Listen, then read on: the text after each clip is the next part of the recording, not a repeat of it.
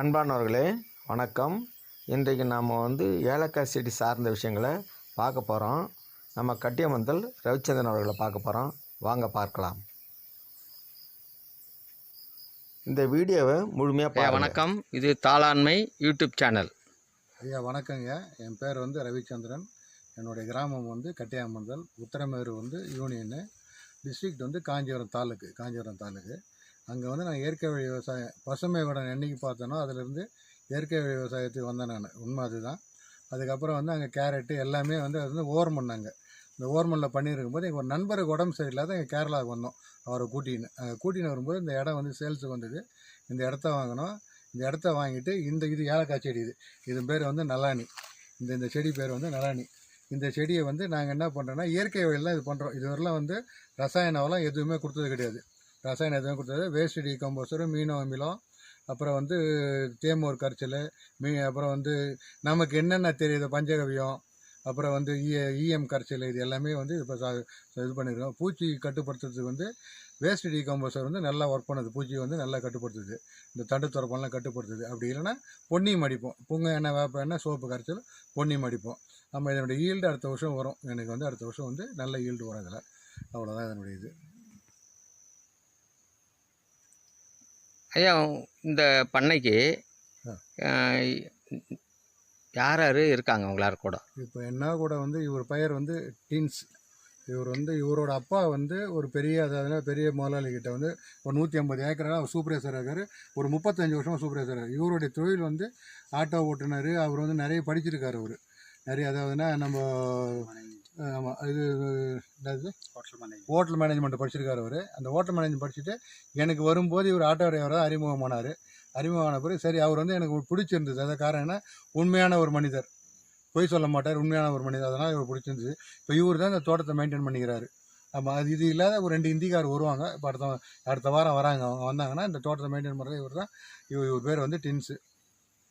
உங்கள் cell number நாங்க ஐயா?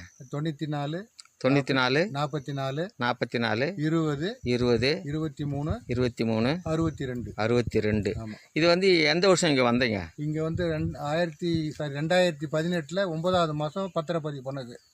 அந்த அதே வருஷத்தில் ஒரு 1500 செடி போட்டோம்.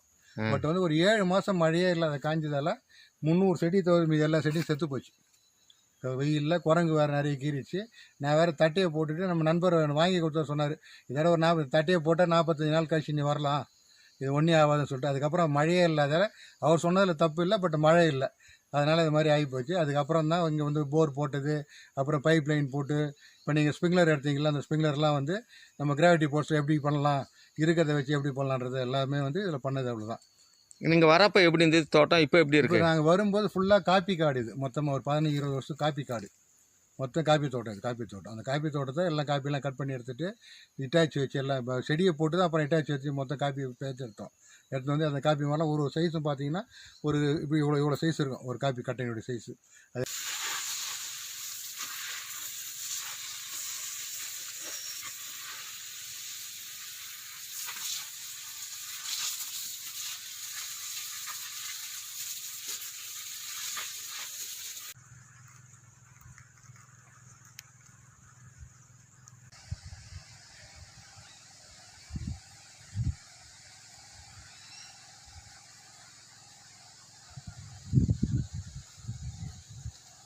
செடி வாங்கி வைக்கும்போது 1700 செடிக்கு 2 டன்னு இது எடுத்துன்னு வந்தோம். வெர்மி கம்போஸ்ட், மண்புழு உரம் அடியில் போட்டுட்டு அதில் இங்கே நிறைய இந்த காப்பி தழை கொட்டியிருந்தது. இந்த காப்பி தழையெல்லாம் உள்ளே போட்டு அது மேலே மண்ணை தள்ளி வெர்மி கம்போஸ்ட்டை போட்டு முதல்ல நட்டது. அதுக்கப்புறமா இலைவழி ஊட்டச்சத்துக்கு மீனோ அமிலமும் தேமோர் கரைச்சல் இலைவழி ஊட்டச்சத்துக்கு. இதுக்கு நம்ம தரையில் அடிக்கிறதுக்கு என்ன பண்ணுறோன்னா வேஸ்ட் டீகம்போசரை பண்ணுறோம். இப்போ நமக்கு துத்தம் நாங்கள் துத்தம் குறைஞ்சி போய்ட்டு இந்த ட்ரம்மில் தான் எல்லாம் ஊற வைப்போம். நம்ம 2 கிலோ சர்க்கரை, ஒரு 2 கிலோ வெல்லம் ஒரு இதுக்கும் இந்த ட்ரம்முங்களை தான்.